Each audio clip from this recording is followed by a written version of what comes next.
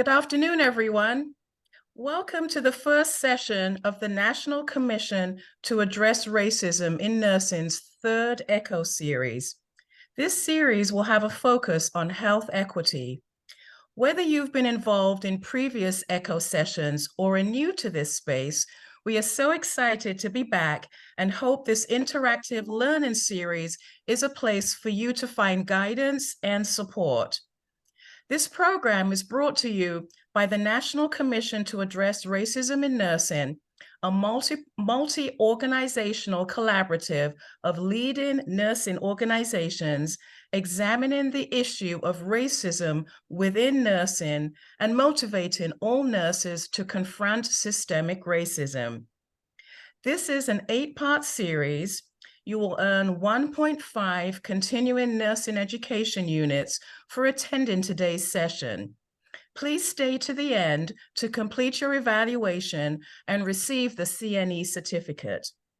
Today's topic is, what does it take to have an equity mindset? This is a brave space, and so we're going to have a few ground rules. Discussing racism and health equity is difficult and uncomfortable, especially for those directly impacted. Discussions such as these can serve as a trigger. We ask that you maintain respect for everyone joining us today. Please stay on mute until it is your turn to speak. Listen intently and respond thoughtfully. Be present. Limit your background distractions, discussions, and multitasking. Please take advantage of the virtual features available to you via Zoom. We encourage you to turn on your camera and use the chat box or to raise your hand or the raise your hand feature to communicate with the group. But always remember to mute your microphone when others are speaking. Please respect participant privacy. Do not disclose names or other sensitive information shared. If you share a scenario involving a patient, please do not provide any personal information during today's call or any of the ECHO sessions. Feel free to send a direct message to ANA ECHO if you have any technical problems during today's call. I am now going to turn over this presentation to Dr. Rumay Alexander. Thank you, Ruth, and good afternoon to you all. I'm looking forward to our conversation today regarding what does it take to have an equity mindset. I'm so glad you asked. Please know that this is a time for exchange and learning, and I am going to briefly give you some things to think about, but I do want to clarify a few things. We will start with some polling questions just to get a level set about where everyone is in terms of understanding equity versus inclusion, belonging. What does it mean when we talk about saming? And what do we mean about equality as it relates to equity? So we'll start with our first poll.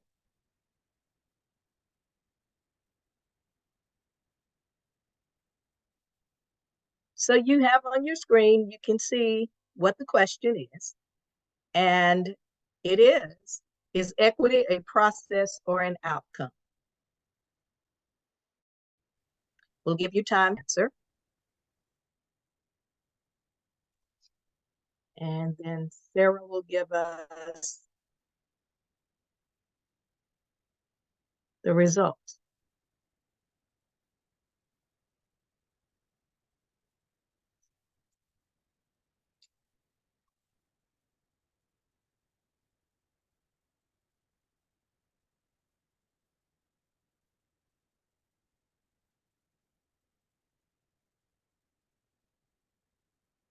We've got about, okay, we got that. So it seems almost not quite a 2-to-1, that equity is a process versus equity is an outcome. I want you to hold on to what your answer was here.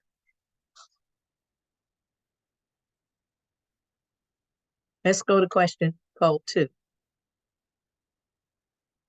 If you would, please put your answer in as Sarah has it on the screen. Which of the following is the most crucial for health equity achievement? That's in your opinion.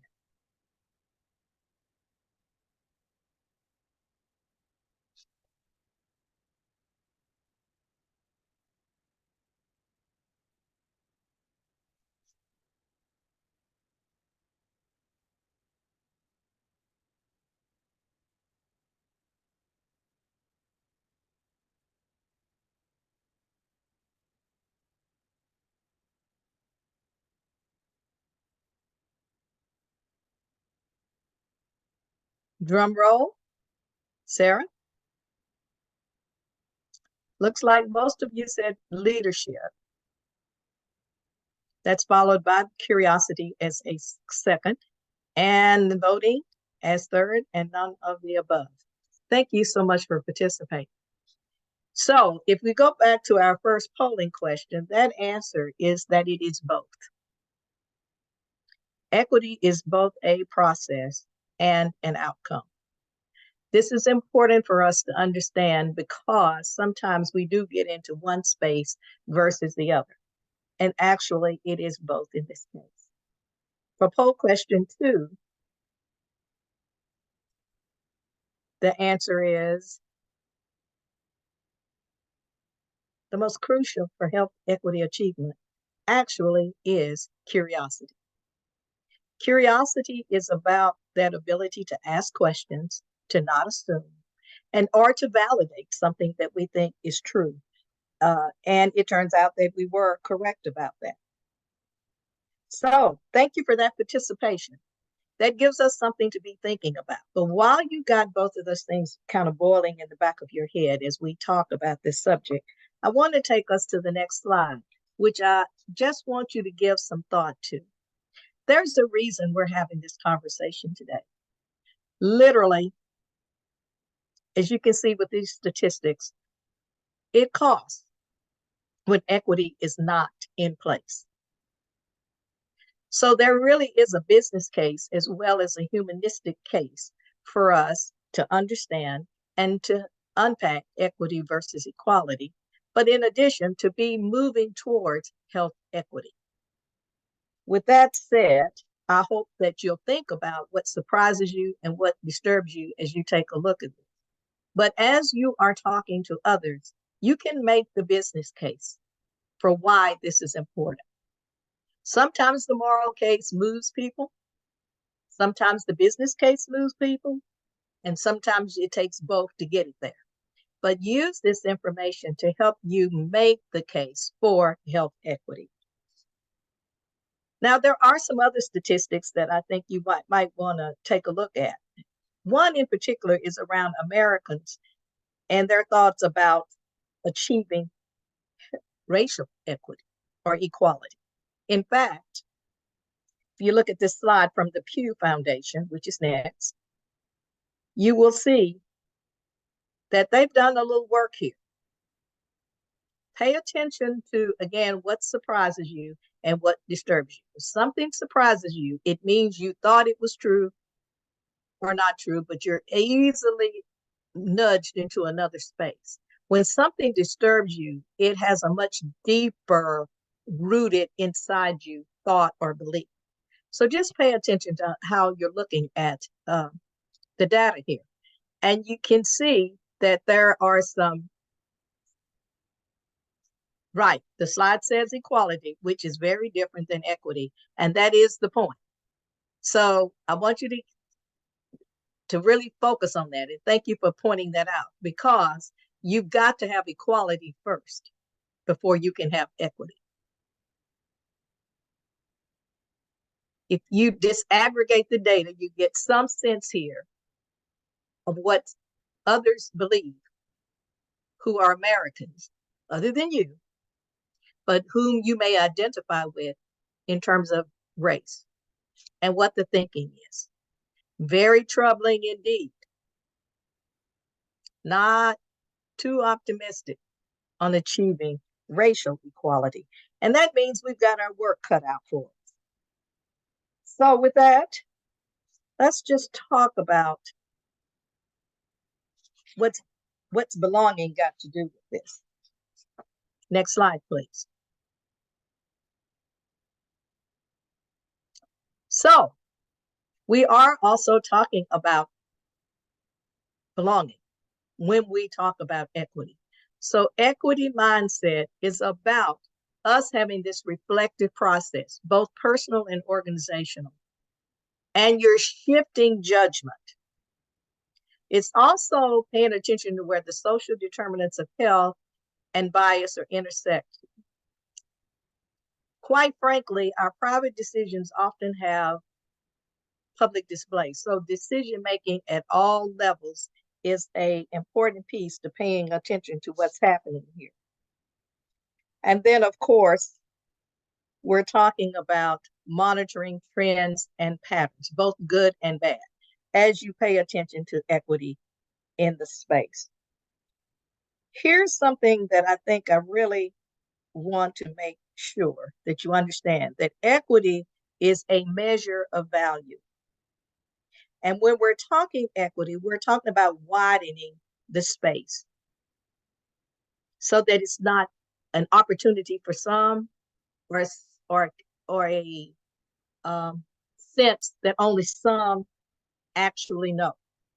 Equity is about knowing that we have differences and that those differences require addressing and that it's not a one size fits all. In addition, it recognizes that not everyone is offered the same opportunities. And we are talking about the ability for all of us to flourish. Now, if you move to the next slide, you will also see that we're paying attention to some other pieces of this. So we're talking about an imbalance.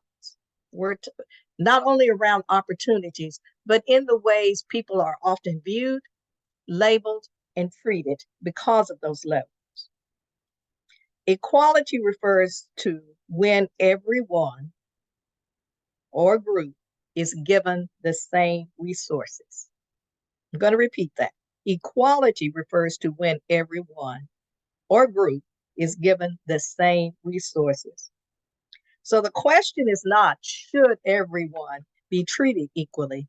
That's actually a non-negotiable. Everyone should be treated equally.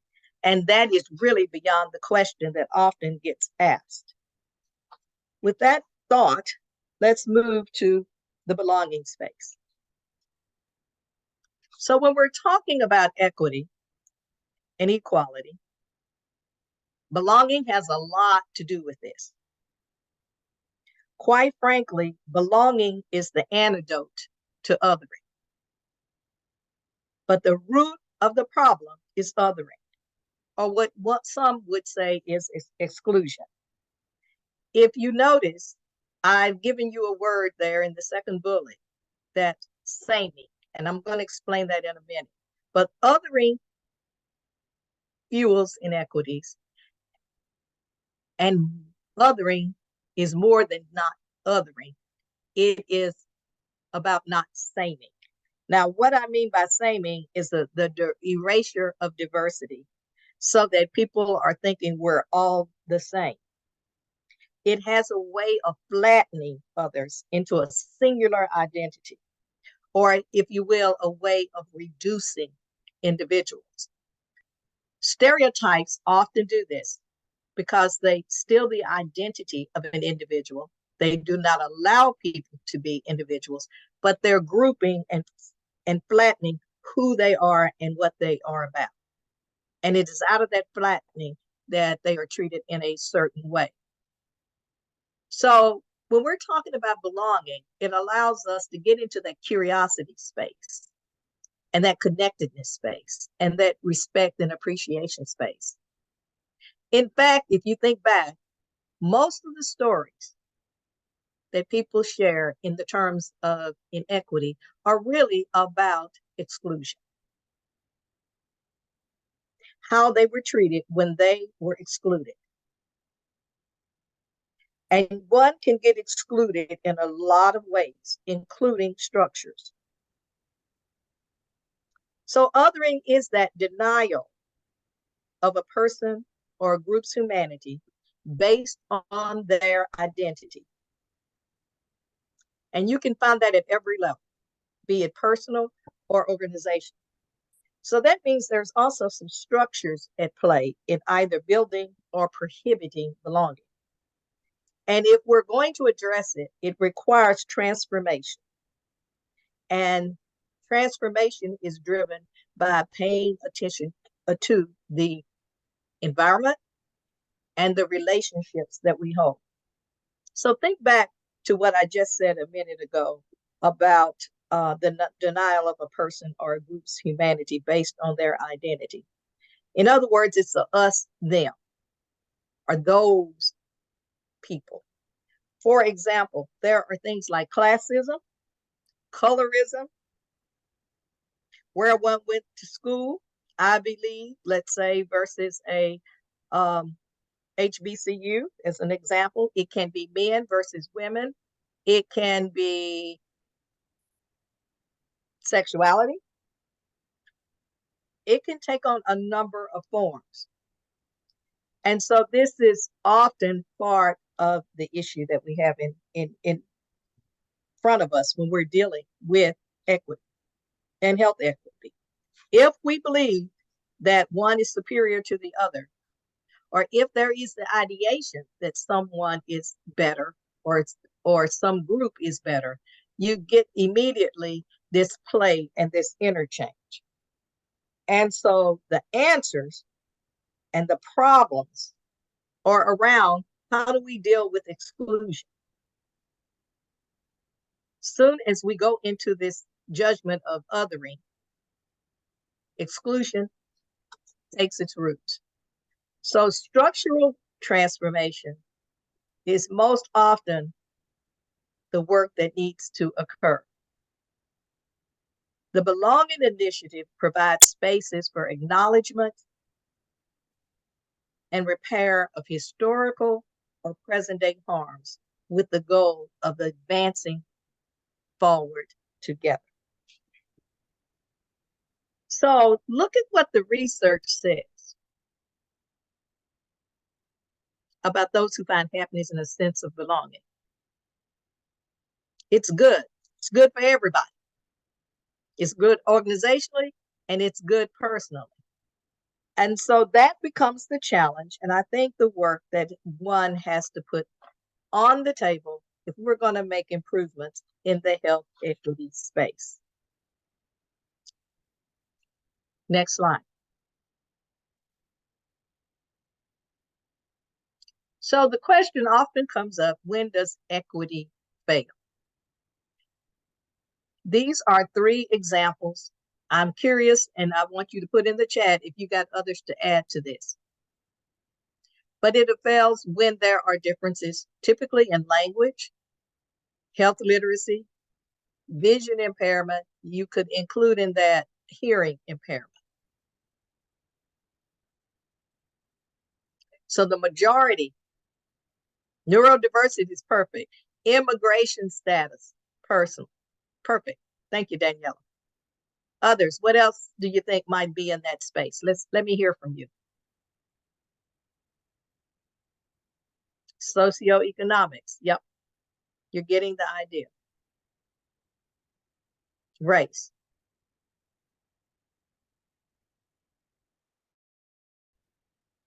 Religion. Disability. Poverty and disenfranchisement. By the way, other things that come to clothing is perfect. I was about to say there is sometimes body size. And now you're beginning to get the idea. So equity fails when it's applied to these areas because there is not equality, or the belief that there is not equality, and sometimes even the drive that there should not be equality. So you can see how this penetrates into structures as well as individual achievements and work. Now I want us to begin to get ourselves ready to do some discussion and some further discussion between each other. Voting is another one. So continue to fill those in the chat because that's really good information about how you're thinking in this space of equity and equality.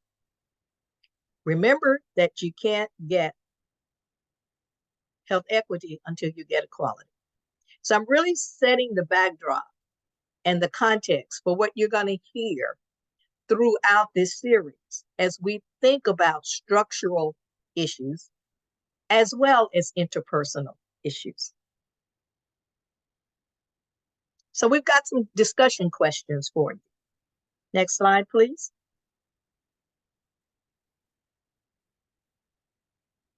We have a scenario here that you're going to be discussing in your breakout groups. I'm going to give you a moment to read it. I don't think you need me to read it to you.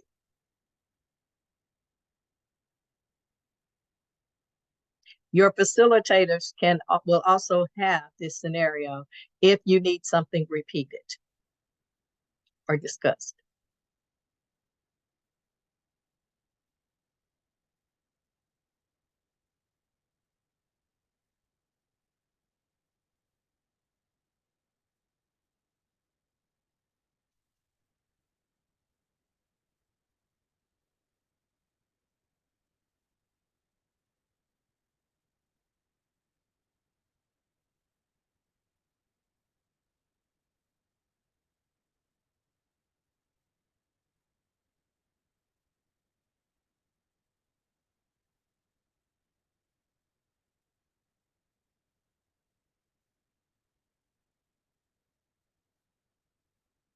All right.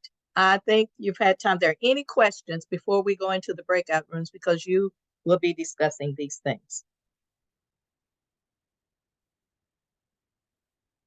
Hey, Rumay, this is Cheryl. You had Yes. a question in the chat from Carla Gates. I don't know if Miss Gates wants to come on. What was the question, Cheryl? I'm here. Okay, go ahead. So my question was, I was trying to understand what you were saying about when does equity fail? I don't feel that equity fails necessarily in those areas. We might fail to achieve equity, but I don't know that equity or the concept of equity itself fails. I feel like equality might fail because people aren't completely equal because of some of these differences and because of preferences in society. But I don't see that as equity failing, and I didn't understand. And then someone else wrote that maybe you meant something different, like how in our current society. So I was just wondering if you could clarify that point, because I don't feel that equity fails with language differences. If we address it, I don't see how it fails. You actually answered it very well as you were prefacing the beginning. In its theoretical form, it would not. Okay. It does fail when equality is not in place and someone is labeling it equity because he believes that treating everyone the same is treating everyone fairly, and therefore they move into that space. But you actually, you have the answer as Okay. you described it. So It should not fail when we get to that space, get to that place. But we are not at this place in most institutions, and that is where we're trying to go. So thank you so much for that question. Sorry, I was not watching chat while I was presenting. just to clarify, so you're saying that it's not so much that equity fails, but if we stick to seeing everyone as giving everyone the same resources, not recognizing they need different resources, that's correct. Because we're just not even trying, basically. You're just not going to get there. Right, got it. Thank you so much. You're welcome. Thank you. Any other questions, Cheryl, that I missed? Okay. Ready for the breakouts.